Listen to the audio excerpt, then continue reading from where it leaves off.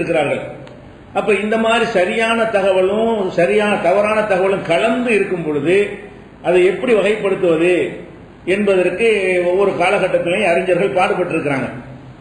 அதுல துவக்கமாக இதற்காக பாடுபட்டவர்கள் இமாம் ஷுபா அவர்களை பற்றி உங்களுக்கு சொன்னோம். அதை பற்றி சொல்லும் பொழுது அவ்வளவு மன் தகல்லம ஃபீ ரிஜாலில் ஹதீஸி ஷுபா பின் ஹஜ்ஜாஜ், ஹஜ்ஜாஜுடைய மகன் ஷுபா என்பவர் தான் இந்த ஹதீஸ் துறையை பற்றி முதலில் பேசியவர். சும்ம தபியஹு யஹ்யா இப்னு ஸயீத் அல் கத்தான், அவரை தொடர்ந்து யஹ்யா இப்னு ஸயீத் அல் கத்தான் என்பவர் இந்த துறையில அதிகமாக தொண்டாற்றி இருக்கிறார். சும்ம மின்பாதி அஹ்மது இப்னு ஹம்பல், அதற்கடுத்து மூன்றாவதாக இமாம் அஹ்மது இப்னு ஹம்பல் இருக்காங்க இல்லையா, ஹம்பல் இமாம்ங்கிறாங்கல்ல அவங்க, யஹ்யா இப்னு முயின். இந்த 4 பேர் தான் இந்த ஹதீஸ் துறைக்கு ரொம்ப தொண்டாற்றினவங்க. ஹதீஸுகளை பதிவு செஞ்சவங்க நிறைய பேர் இருக்கலாம், சரியானது தவறான பதிவு செஞ்சதை கண்டுபிடிக்கிறது முக்கியமான வேலை. புகாரி முஸ்லிம் எல்லாம் ஹதீஸுகளை பதிவு செய்தார்கள், அதுக்குரிய ரூலை உண்டாக்கி இதுல சரியானதை கண்டுபிடிக்கணும், இப்ப தவறானதை தள்ளணும், அதுக்கு என்ன வழிமுறைகளை கையாளலாம் என்பதற்காக வாழ்வை அர்ப்பணித்தவர்கள் இவங்க ரொம்ப முக்கியமான ஆட்கள்.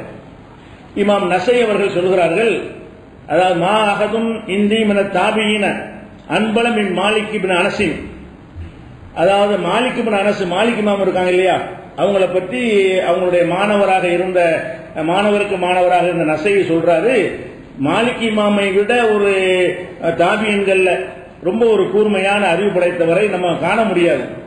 அதே மாதிரி ஹதீஸ் துறையில ஷுபாவை விட யாரையும் நம்ம நம்ப முடியாது. ஹதீஸ் துறையில அதுல நம்புறதா இருந்தா, ஒருவரை நம்புவதாக இருந்தால் ஷுபா அவர்களை நம்பலாம். அதுக்கப்புறம் யஹ்யா இப்னு ஸயீத் அல் கத்தானை நம்பலாம்ங்கிற அளவுக்கு அந்த ஷோபா இமாம் அவர்களை பற்றி சில மக்களுக்கு தெரியாது. ஹதீஸுக்காக அதிக தொண்டாற்றியவர் ஷோபா என்பது கூட நிறைய மக்களுக்கு தெரியாது. அதே மாதிரி ஷோபா அவர்கள் என்ன சொல்றாங்கன்னு கேட்டா, கான மாலிக்கும் அகதுல் முமையிஸீன், மாலிக் இமாம் அவரோட கொஞ்சம் சீனியர், மாலிக் இமாம் அவர்களும் இது போன்று பிரித்து சரியானது தவறானதை பிரித்தறியக்கூடிய இமாம்களில் ஒருவராக இருந்தார் அப்படின்னு சொல்லிட்டு அவர் விளக்கு. ஷோபா என்ன சொல்றாருன்னு கேட்டா, மாலிக் இமாம் ஒன்றை சொல்லி இருக்கிறார்கள், லைஸ குல்லு நாஸ் யுக்தபான்ஹும், ஒவ்வொருத்தன் சொல்லுவதை எழுதிவிட முடியாது, ஹதீஸ்னு சொன்ன உடனே எழுதிவிட முடியாது. இன்கானலகும் பதலும் அம்புசியும், அவங்க தனிப்பட்ட முறையில் சிறந்தவர்களாக இருந்தால் கூட அவங்க சொல்வதையெல்லாம் நாங்கள் எழுத மாட்டோம். இன்னமாகிய அஹ்பாரு ரசூலுல்லாஹி ஸல்லல்லாஹு அலைஹி வஸல்லம், இது ரசூல் ஸல்லல்லாஹு அலைஹி வஸல்லம் சம்பந்தப்பட்ட விஷயங்கள், நாம இப்ப எழுதி கொண்டிருப்பது ரசூல் ஸல்லல்லாஹு அலைஹி வஸல்லம் சம்பந்தப்பட்ட விஷயங்களாக இருக்கிறது. ஃபலா தூஹது இல்லா மின் அஹ்லிஹா, அதற்குரிய தகுதி இருப்பவரிடமிருந்து தான் நம்ம எழுதுவோம். அவர் பெரிய தலைவரா இருக்காரு, ஜமாத் தலைவரா இருக்காருன்னு சொல்லி எடுத்துக்க மாட்டோம். அதுக்குன்னு சில தகுதிகள் இருக்குது, அதை வைத்து தான் அவங்க அறிவிக்கிற ஹதீஸ் என்று ஏற்றுக்கொள்வோம் அப்படின்னு சொல்றதெல்லாம் பார்க்கிறோம். அதே மாதிரி இந்த இவங்களுடைய கலையை சொல்லும் பொழுது சுஃபியான் சௌரி, அவர் பெரிய ஹதீஸ் கலையில ஒரு மேதை, அவர் சொல்றாரு ஷுபா அமீருல் முஃமினீன் ஃபில் ஹதீஸ், இந்த ஹதீஸ் கலையில ஷுபா தான் அமீருல் முஃமினீன், அமீர் சக்கரவர்த்தி ஜனாதிபதி சொல்வதாக இருந்த யாரு, ஷுபா அவர்கள் தான் என்று சொல்கிறார்கள். அதே மாதிரி சாலிஹ் இப்னு முஹம்மது அவர்கள் சொல்றார்கள், அவ்வளவு மன் தகல்லம ஃபி ரிஜாலி ஷுபா, இந்த அறிவிப்பாளர்களை எடை போடுகிற விஷயத்தில் ஆரம்பத்தில் பேசியவர் ஷுபா தான். சும்ம தபியஹு யஹ்யா அல் கத்தான், சும்ம அஹ்மது இப்னு ஹம்பல், இப்படின்னு எல்லாரும் பிரிச்சு சொல்றாங்க. அப்ப இந்த மாதிரியான ஒரு முக்கியமான இடத்துல ஷுபா அவர்களும் யஹ்யா இப்னு ஸயீத் அல் கத்தான் அவர்களும் இமாம் அஹ்மது இப்னு ஹம்பல் அவர்களும் யஹ்யா இப்னு முயின் அவர்களும் அவங்களுக்கெல்லாம் முன்னாடி மாலிக் இமாம் அவர்களும் இந்த அறிவிப்பாளர்களை பார்த்து தான் பதிவு செய்ய வேண்டும். ஏன்னா எல்லாம் கலந்து வருது, சரியானது தவறானது வரும் பொழுது அறிவிப்பாளர்களை சொல்ற ஆள் யாருன்னு பார்க்கணும் என்று முடிவு செஞ்சாங்க. செஞ்சு அதுக்கு சரியானது என்று கண்டுபிடித்து சில விதிகளை உண்டாக்கினார்கள். சரியானது கண்டுபிடிக்கிறதா இருந்தா இன்னென்ன கண்டிஷன்ல இருக்கணும் என்று முடிவு வந்தாங்க. அதுல முதலாவது என்ன கண்டிஷன் வர்றாங்கன்னு கேட்டா, ஒரு 5 கண்டிஷன் தான். ஒரு ஹதீஸ் சரியானது என்று சொல்வதாக இருந்தால் 5 நிபந்தனைகள் அதுக்கு இருக்கணும். 5 நிபந்தனைகள் இருந்தா மட்டும்தான் அதை ஹதீஸ் ஏத்துக்கிறோம். 5 நிபந்தனைகள்ல அதுல கோளாறு இருக்குமே, ஆனால் அதை நம்ம ஏற்றுக்கொள்ள முடியாது அப்படின்னு சொல்லிட்டு முதலாவதாக என்ன சொல்றாங்கன்னு கேட்டா, ஃபர்ஸ்ட் அந்த சொல்றவர் நேர்மையாளராக இருக்கணும். வாழ்க்கையில தனிப்பட்ட முறையில் பாவம் செய்யாத மனுஷனே கிடையாது, மலக்கா யாருமே இல்லை. நேர்மைக்கு தனி அளவுகள் இருக்கு. சில பாவம் செய்யறவங்க கூட நேர்மையா யாரை ஏமாற்ற மாட்டான், அவன் அளவுக்கு சில தவறுகள் செய்யக்கூடியவன் கூட மற்றவங்களை ஏமாற்றக்கூடாது என்பதெல்லாம் கரெக்டா இருப்பான். அடுத்தவங்க காசு நமக்கு வேணாம், பொய் சொல்லக்கூடாது, ஏமாற்றி படைக்க கூடாது, ரசூலுல்லாஹ் பேர்ல பொய் சொல்லக்கூடாது, இப்படி எல்லாம் நினைக்கக்கூடிய மக்கள் இருக்கிறாங்க.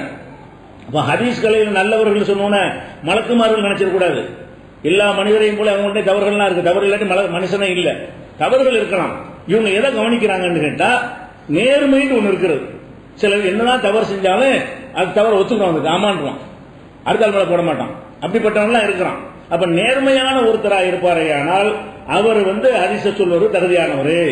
அவர் அவனை ஏமாத்தினார், இவனை ஏமாத்தினார், பிராட் பண்ணாரு, பித்தலாட்டம் பண்ணாரு என்று வறுமையானால் அப்படிப்பட்டவர் அந்த ஹதீஸை சொன்னால் தள்ளி விட்டுருவாங்க. அந்த ஹதீஸ் யாரு? இப்ப முதல்ல ரசூலுல்லாஹ் சொல்வதை சஹாபி தான் கேட்பாரு. சஹாபி காலத்துல இவங்க எல்லாம் இருக்கல. சஹாபி அடுத்த தலைமுறை தாபின்னு சொல்றாங்கல்ல, அவங்களுக்கு சொல்லி இருப்பாரு. அவங்களுக்கு அவங்க அடுத்தவங்களுக்கு சொல்லியிருப்பாங்க. இப்படி ஒரு 5 அறிவிப்பாளர் வர்றாங்கன்னு வைங்களேன், ஒவ்வொருத்தரும் இடம் போடுவாங்க.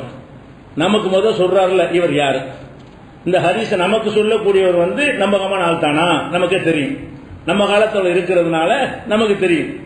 அவருக்கு சொன்னவர் யாருன்னா யாராவது ஆளை காட்டுவாரு. அவரை போய் விசாரிக்கிற காலத்துல வாழ்ந்து இருக்கிறாங்க. அந்த மாதிரி போய் அவர் விசாரிக்கிறது, அவரை பத்தி அந்த ஊர்ல விசாரிச்சு திருந்தவர் நல்லவர் தானா அப்படி கேட்பாங்க. இப்படி கேட்டு 5 பேரை விசாரிக்கும் பொழுது 4 பேர் சரியா இருந்து ஒரு ஆள் போக்குன்னு வைங்க, அவர் நேர்மை இல்ல மோசடியா இருந்தவர், துணிஞ்சு போய் சொல்லுவாருங்க, ஏமாத்துக்காரங்க, அந்த மாதிரி சொல்லிவிட்டார்கள் என்று சொன்னா அதை தள்ளிடுவாங்க.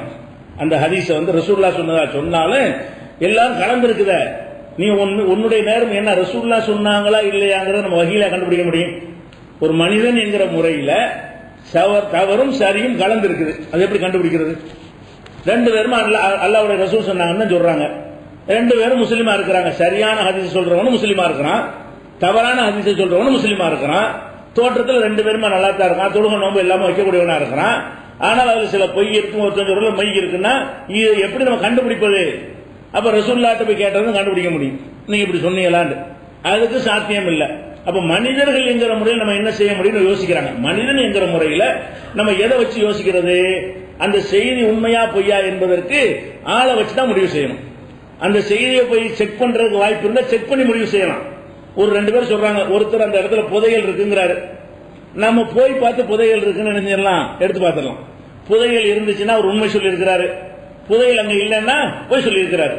அப்படி செக் பண்ற விஷயங்களா இருந்தால் ஆளை பார்க்க தேவையில்லை, அவர் போய் ஆய்வு செய்ய தேவையில்லை. அவர் எந்த இடத்துல என்ன இருக்குன்னு சொல்றாரோ அதை போய் பார்த்துடலாம். ஆனால் காலங்கடந்த காந்தி காலத்தில் காந்தி இப்படி பேசினார்னு சொல்றாரு, ஒருத்தர் சொல்றாருன்னு சொன்னா, அல்ல எங்க தாத்தா காலத்தில் இப்படி ஏதாவது சொல்றாருன்னு சொன்னா, நீ தாத்தா காலத்தில் இருந்தியா? உன் தாத்தா காலத்தில் உள்ள உனக்கு சொன்னவன் யாரு, அவனுக்கு சொன்னவன் யாருன்னு கேட்டுதான் முடிவு செய்யணும். அப்ப எதை வச்சு நம்ம முடிவு செய்வோம் என்று கேட்டால் சொல்ற ஆளை தான் எடை போடணும். அவர்கிட்ட நாணயம் இல்லைன்னு தெரியும் போது அவர் சொல்ற ரசூலுல்லாஹ் ஹதீஸை நம்ம ஏத்துக்கிறது. உங்களை ஏமாத்திருக்க, ஏமாத்திருக்கிறாரு, மக்களை ஏமாத்திருக்கிறாரு, பொய் சொல்லியிருக்கிறாரு, நேர்மை குறைவானவர் என்று மக்களால் கருதப்பட்டிருக்கிறாரு. அவருடைய வெளிப்படையான செயல்கள் அதை காட்டுகிறது. உள்ளத்துல நான் பார்க்க முடியாது, வெளிப்படையான செயல்கள் அதை காட்டுகிறது. அப்ப என்ன முடிவு பண்ணணும்? நேர்மை இல்லாத ஆளாக இவர் இருக்கிற காரணத்தினால் இவர் சொல்வ ஹதீஸ் ஹதீஸ் அல்ல, அது பலவீனம், வீக்கான ஒரு ஹதீஸ் என்ற முடிவுக்கு வர்றாங்க. ஃபர்ஸ்ட் இருக்க வேண்டியது என்ன? நேர்மை. ஏன் இப்படி முடிவு எடுக்கிறாங்கன்னு கேட்டா, இதுக்கு நமக்கு குர்ஆன்ல ஹதீஸ்ல ஆதாரம் இருக்கு, சும்மா விட்டு அடிக்கலவங்க. எப்படி சொல்றாங்கன்னு கேட்டா, 49வது அத்தியாயத்தில் 6வது வசனத்தில் அல்லாஹ் சொல்கிறான், யா அய்யுஹல்லதீன ஆமனு, நம்பிக்கை கொண்ட மக்களே, இன்ஜாக்கும் வாசிக்கும் பினபையின், ஒரு பாவி ஒரு செய்தியை உங்களிடத்தில் கொண்டு வருவானே ஆனால் ஃபதபையனும், அதை தீர விசாரித்து தெளிவுபடுத்திக் கொள்ளுங்கள். சொன்ன நம்பிடாதீங்க. ஒரு செய்தியை சொன்னானே ஆனால் அப்படியாந்து விளையாடக்கூடாது, தீர விசாரியுங்கள். எதுக்காக வேண்டி என்றால், அன்துசீபு கௌமம் பிஜஹாலத்தின், ஒரு சமுதாயத்தை நீங்க அறியாமையினால் அவங்களை தாக்கி விடலாம். ஒருத்தர் என்ன செய்வான்னு கேட்டா, என்னை வெட்டிவிட்டான் அப்படிமா, இவன் அறுவலத்துக்கு வெட்டு போயிடுவாங்க. அடே உன்னை யார் வெட்டினா, நீ எங்க இருந்தா, அவன் எங்க இருந்தான், நெசமா வெட்டினால யார் பார்த்தாலும் கேட்டாதான் உண்மை தெரியும். ஒரு முஸ்லீம் ஒருத்தன் என்ன செய்யறான், சமுதாய மக்கள் கூட்டம் நிற்கும் போது என்னை அடிச்சுட்டாங்க, செருப்பால் அடிச்சுட்டாங்கிறான், ஒரு ஆள் பேரை சொல்லி, இவங்க உடனே கிளம்புவாங்க, யாரும் அடிச்சது உடனே கிளம்பி போயிடுவாங்க. இப்படி போகலாமா? அநியாயம் கடைசியில் பார்த்தா இவனை அடிச்சிருப்பாங்க, அடிச்சு விட்டு நம்ம கம்ப்ளைண்ட் பண்ணிருப்பான். அப்போ ஒரு செய்தி நடக்குதுன்னு சொன்னா தீர விசாரிக்காவிட்டால் அநியாயம் நம்ம அடுத்தவரை தாக்க வேண்டி வந்துடும். அந்த விஷயத்தை எல்லாம் சொல்லி காட்டணும். நீங்கள் தீர விசாரித்துக் கொள்ளுங்கள். அன்துசீபு கௌமன் பி ஜஹாலத்தின், ஜஹாலத்தினால் அறியாமையின் காரணமாக நீங்கள் ஒரு சமுதாயத்தை தாக்கிவிடக்கூடும். துசிபிஹு அலாமா ஃபால்தும் நாதிமீன், நீங்கள் செய்ததற்கு பின்னர் கவலைப்படுவீர்கள். அநியாயமா அடிச்சு விட்டோமே, இவனில் அடிச்சிருக்கணும், இவன் சொல்லுகிட்ட அவனை அடிச்சு விட்டோமே என்று நீங்க கவலைப்படுவீங்க அப்படின்னு அல்லாஹ் வந்து குஜராத் சூறாவில் 49 சூறாவில் 6வது வசனத்தில் சொல்லுகிறான். அப்ப என்ன விளங்குகிறது? ஒரு செய்தி வந்துச்சுன்னு சொன்னா உடனே நம்பிடாதீங்க, ஆய்வு செய்யுங்க. அப்ப ரசூலுல்லாஹ் சொன்னாங்கன்னு சொல்லுங்க, அப்படிப்பட்டது தானே. ஏதோ உங்க கொடுக்கல் வாங்கலுக்கு எப்படி இது ஆய்வு பண்ண அவசியம் இருக்கிறதோ, நபிகள் நாயகம் ஸல்லல்லாஹு அலைஹி வஸல்லம் சொன்னார்கள் ஒருத்தர் சொல்வாரையானால் ஆய்வு செய்யுங்க. உங்களுக்கு சக்தி உட்பட்டு கண்டுபிடிக்க முயற்சி பண்ணுங்க. ரசூலுல்லாஹ் இருந்தா போய் கேட்டு முயற்சி பண்ணலாம். ரசூலுல்லாஹ் இல்லை என்று சொன்னால் அவரைத்தான் இட போட்டு உனக்கு யார் சொன்னா உனக்கு யார் சொன்னான்னு கேட்டா அதுல உண்மை வெளிப்பட்டு விடும். சில நேரத்தில் பொய்யா கூட விட்டு அடிச்சிருப்பாங்க. உனக்கு யார் சொன்னா இப்ராஹிம் பாங்க, இப்ராஹிம் கேட்ட நான் வந்து பார்க்கவே இல்லைன்றாரு, அப்படிலாம் வரும். அப்ப அந்த மாதிரி எல்லாம் விசாரிக்கும் பொழுது உண்மையை படிச்சுட்டு வந்துடும். அப்ப தீர விசாரித்துக் கொள்ளுங்கள் என்பது அல்லாஹ்வே காட்டக்கூடிய வழியாக இருக்கிறது. இப்ப அது தேவை. சொந்த கொடுக்கல் வாங்கலுக்கு தேவைப்படுவதை விட மார்க்கத்தில் வஹியை முடிவு செய்ய, வஹியா இல்லையான்னு முடிவு செய்யற விஷயம், அமல் செய்யற விஷயம், கியாம நாள் வரைக்கும் இது இருக்க வேண்டிய ஒரு விஷயம், மூமின்களுடைய அமல் சம்பந்தப்பட்ட அகீதா சம்பந்தப்பட்ட விஷயமா இருக்கிற காரணத்தினால சொன்னதெல்லாம் நம்பிடக்கூடாது. இந்த ஒரு ஆயத்தை வைத்து முடிவு செய்யறாங்க. அதே மாதிரி வந்து 17:36 வசனத்தில் அல்லாஹ் சொல்லுகிறான். 17 பனி இஸ்ராயீல் சூறாவுல 36 வசனத்துல வலா தக்ஃபு மா லைஸ லக பிஹி இல்முன், உனக்கு திட்டவட்டமான அறிவு இல்லாததை பின்பற்றாதே. திட்டவட்டமா இருக்கணும். ரசூலுல்லாஹ் சொன்னாங்கன்னா கன்ஃபார்ம் பண்ணு. இவன் சொல்ல ரசூலுல்லாஹ் சொன்னா ஆயிருமா? ஒருத்தன் வந்து சொன்னா ரசூலுல்லாஹ் சொன்னாங்கன்னு உனக்கு எப்படி ரசூலுல்லாஹ் சொன்னான்னு தெரியும் கேட்கணுமா இல்லையா? கன்ஃபார்ம் ஆகல நமக்கு. எப்ப கன்ஃபார்ம் ஆகும்? இவனை நம்பிக்கையான ஆளா இருந்து, இவனுக்கு சொன்னவன் நம்பிக்கையா இருந்து, அவனுக்கு சொன்னவனும் நம்பிக்கையா இருந்து, அவனுக்கு சொன்னவன் நம்பிக்கையா இருந்து, அவன் சஹாபிட்ட கேட்டு ரசூலுல்லாஹ்ட்ட கேட்டிருந்தா ஒரு திட்டவட்டமான மனிதன்கிற முறையில், அதுவும் பொய்யா இருக்கிற ஒரு விஷயம். மனிதன் என்கிற முறையில் நமக்கு எப்படி அறிந்து கொள்ள இயலுமோ அந்த முயற்சியை பண்ண வேண்டும் என்பதற்கு தான் அல்லாஹ் சொல்றான். வலா தக்ஃபு, நீ பின்பற்றக்கூடாது. மா லைஸ லக பிஹி இல்முன், எது பற்றி இல்மு உறுதியான அறிவு உனக்கு இல்லையோ, டவுட்டோட பின்பற்றக்கூடாது. சொல்லியிருப்பாங்க இருக்காத சொல்லாம என்ன செய்யுது, அப்படி வரக்கூடாது. சொன்னாங்க என்பதை உன்னுடைய சக்திக்கு உட்பட்டு என்ன செய்யணும், இல்மை உண்டாக்கி கொண்டு, அறிவை உண்டாக்கி கொண்டுதான் பின்பற்ற வேண்டும் அப்படின்னு 17:36 சொல்லி காட்டுறான். அதே மாதிரி வந்து 24:17 அல்லாஹ் சொல்லி காட்டுறான். இது ஆயிஷா நாயின் மீது அவதூறு சொன்னாங்கல்ல, அந்த அவதூறு சொல்லும் பொழுது முனாஃபிக்கு தான் அவதூறு சொன்னாங்க. பரப்புனது ஸ்டார்டிங்ல உண்டாக்குனது முனாஃபிக்கு. ஆனால் அது சஹாபாக்கள்லாம் பரப்புனாங்களா இல்லையா? முனாஃபி இப்படி பரப்பி போய் சில சஹாபாக்கள் அதுக்கு நினைஞ்சாங்க, பலியானார்கள். அப்ப அல்லாஹ் என்ன கேட்கிறான்டா, இது தலக்கவுனஹு பி அல்சினத்திக்கும், நீங்கள் உங்கள் நாவுகளால் அதை சொன்னீர்கள், தக்குவன பி அஃப்வாஹிஹிம், உங்கள் வாய்களால் பேசினீர்கள், மாலை சிலக்கும் பி இல்முன், இல்மு இல்லாத ஒரு விஷயத்தை பற்றி பேசினீர்கள், தஹ்சபுன ஹய்யினன், அதை லேசாக நினைத்தீர்கள், ஓஹோ இந்தல்லாஹி அலீம், அல்லாஹ்விடத்தில் பெரிய விஷயம் அது. ஒரு பெண் மீது நீங்கள் பழி சுமத்துறது சின்ன விஷயம் இல்ல. சோ விளையாட்டு போகல ஆயிஷா அப்படியா நடந்தா அப்படி பரப்பி விட்டுறீங்க. இது எவ்வளவு பெரிய பயங்கரமான விஷயம். வலவுலா இது சமயத்துமோஹு குல்தும் மாயக்கூன் லனா அன்னத கல்லம பிஹாதா, இது பற்றி நாம் பேச முடியாது, நம்மகிட்ட ஆதாரம் இல்லை என்று சொல்லியிருக்க வேண்டாமா? இறைவா நீ தூயவன், இப்படி பரப்புறாங்க, எங்களுக்கு இது பற்றி ஞானம் இல்லை என்றுதான் நீங்க சொல்லியிருக்க வேண்டும். ஹாதா புஹ்தானுன் அலீம், இது பயங்கரமான அவதூறு என்று நீங்க சொல்லியிருக்க வேண்டும். ஏழுக்குமுல்லாஹு அன்தஊது லிமித்லிஹி அபதா, இதுபோல் நீங்கள் இனிமேல் செய்யக்கூடாது என்று அல்லாஹ் உங்களுக்கு அறிவுரை சொல்லுகிறான். இன் குத்து முஃமினீன், நீங்கள் மூமின்களாக இருந்தால் இனி இதுபோல் நடக்கக்கூடாது. அப்ப இதுல அல்லாஹ் என்ன சொல்றான்னு கேட்டா, ஒரு செய்தி பரப்பப்பட்டால் உடனே ஆமா ஆமான்ற கூடாது. இவன் சொல்றான் யாரு, இவன் அங்க இருந்தானா, அதாவது ஆயிஷா நாயில் அவதூறு சொல்லும் போது பரப்புறான்ல, இனி என்ன பார்த்த, இது பரப்புறோம் யாருன்னா முனாபிக்காரன். கடைசியில் பார்த்தா முனாபிகள் தான் சொன்னாங்கன்னு வரும்போது அது அறிவிப்பாளர் பொய்யாகி போச்சா இல்லையா? ரசூல் காலத்துல வஹி இருந்ததுனால அல்லாஹ் அறிவிச்சு கொடுத்துட்டான். வஹி இல்லாட்டி நம்ம ஆய்வு தானே பண்ணணும். வஹி இருந்ததுனால இவங்க பொய் சொல்றாங்க, ஆயிஷா நாயகி சுத்தமானவங்கன்னு குர்ஆன் மூலமா அவங்களுக்கு அல்லாஹ் வந்து தூய்மைப்படுத்தி விட்டுட்டான். அப்படி இல்லாம இருந்தால் நம்ம என்ன செய்வோம்? ஒரு பெண் மீது ஒருத்தர் பழி சுமத்துறாங்க, இவனுக்கு இதே வேலைன்னு நமக்கு தெரியுது, அப்ப ஏத்துக்குருவோமா? இவன் பாட்டி வேலையை பாக்குறாங்க, இவன் சுமத்துறான், அப்ப எதை இருக்குங்க, அப்பதான் நான் ஏத்துக்குருவோம். இப்போ ஒரு பெண் மேல ஒருத்தன் அவதூறு சொன்னான்னு சொன்னா உடனே ஏத்துக்கிற மாட்டோம். எப்ப ஏத்துக்கிறனே, அந்த இதே இது மாதிரி பொய் சொல்றவனா, இது மாதிரி ஒருத்தவனே சொல்லிட்டு இருக்கிறவனா, ஒரு கெட்டவனா, நேர்மையற்றவனா, இவனே அந்த பெண்ணை தப்பான வழிக்கு கூப்பிட்டு அவள் மறுத்ததுனால இப்படி சொல்றானா, வேற ஏதாவது இருக்குமா என்றெல்லாம் ஆய்வு செஞ்சு அவன் கரெக்ட்ன்றதை நம்மளை ஏத்துக்குருவோம். உலகத்திலே ஒரு சாட்சியத்தை ஏத்துக்கிறாருந்தா எதுக்கு கோர்ட்ல வந்து சாட்சியை குறுக்கு விசாரணை பண்றாங்க? முதல்ல சாட்சி ஒன்று சொல்லிடுவான், வெள்ளிக்கிழமை காலையில் 8 மணிக்கு பார்த்தாண்டு. பொய் வந்து யாவும் வச்சுக்கிற முடியாது, உண்மைண்டா யாவும் வைக்க தேவையில்லை, அதுவும் வந்து கரெக்டா வந்துட்டு இருக்கும். பொய்ய சொன்னான்னு வைங்களேன், அன்னைக்கு என்ன சொன்ன அவனுக்கு தெரியாது. அடுத்த குறுக்கு விசாரணை சனிக்கிழமைன்றான். வெள்ளிக்கிழமை காலையில் 8 மணி மேல குறிச்சு வச்சிருப்பாங்க. குறுக்கு விசாரணை வெள்ளிக்கிழமையா நல்லா கரெக்டா சொல்லு. வெள்ளிக்கிழமை நீ பஸ்ல ஸ்ட்ரைக் இருந்துச்சு, நீ போயிருக்க மாட்டிய. ஆமா சார் சனிக்கிழமை அது. அப்பயும் அவ்வளவு போய் சொல்றாங்க. பிறல் சாட்சி, இது பேர் என்னது? பிறல் சாட்சின்னு சொல்லி சாட்சி புரண்டுட்டான். அப்ப இந்த மாதிரி தான் உலகம். இதுல இருந்தா சட்டமே எடுத்தனால விளைக்கணும். இந்த ஹதீஸ்களை மேதைகள் சோபா அவர்கள் போட்ட அந்த பாதையில தான் உலகத்தில் இந்த கிரிமினல் சட்டம், சிவில் சட்டம் உருவாக்கப்பட்டிருக்கிறது. சாட்சிகளை விசாரணை செய்வது, எடை போடுவது, அவனுடைய நினைவாற்றலை சோதிக்கிறது, நாணயத்தை சோதிக்கிறது, இது எல்லாமே வந்து இதனுடைய சட்டத்துக்கே ஒரு அடிப்படையா இருந்தது. அப்ப அந்த மாதிரி என்ன செய்யறான், அல்ல என்ன சொல்லி காட்டுறான்னு கேட்டா, ஆயிஷா நாயை பற்றி செய்தி வந்தவொடனே அதான் சொல்லிட்டாங்கல்ல, 4 பேர் சொல்றாங்கல்லப்பா அப்படின்ற கூடாது. சொன்னவன் யாரு, எதுக்கு சொல்றான், ஆதாரம் இருக்கா, பார்த்தானா, நடந்தது சாட்சியா இருந்தானா கேட்டு என்ன செய்யணும், நம்பணும். இதுல ஆய்வு செய்ய சொல்றான்ல. இதுல என்ன செய்ய சொல்றான், யாராவது செய்தி உங்கள்கிட்ட கொண்டு வந்தா ஆய்வு செஞ்சு பின்பற்றுங்க அப்படிங்கிறான்.